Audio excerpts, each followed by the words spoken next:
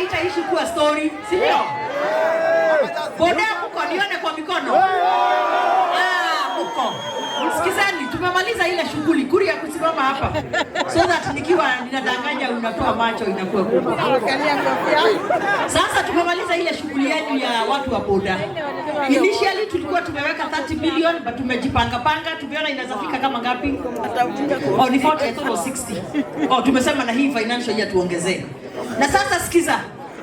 Tumefanya partnership na watu wa electrical, inaitwa electrical Spiro, watu wa ile electric motorcycle. Unaelewa? Si mafuta gharama imekuwa juu sana. Sasa nyinyi boda mnakodesha na pesa ngapi? 300 to 400. So 300 400. Tulikaa chini last week na Kuria, na ndio maana nimekuita hapa kustaki kukutana na nyinyi tena unless ni implement hiyo maneno ya boda.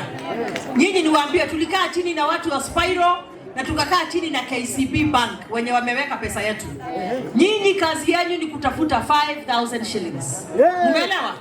Na mwenye fast come fast out. Tafuta 5,000 shillings. Tumesema kulipa per day yetu itakuwa about 180,000. Na mtakuwa na ile battery ya kucharge. Sikizani, nataka hapa tuelewe. Sorry, 180 shillings. Nimesema 1,000. Sorry. Poleni. Nimeiba pesa imekuwa mingi. Naona nimesema mamilioni. Sasa 180, 180 shillings. Alafu hizo boda ziko na ile charging battery. Nataka munisikize tuelewane tafadhali. Nimeongea sana leo, so sauti haiko sawa. Haya. So mtakuwa na battery mnapewa na hiyo boda.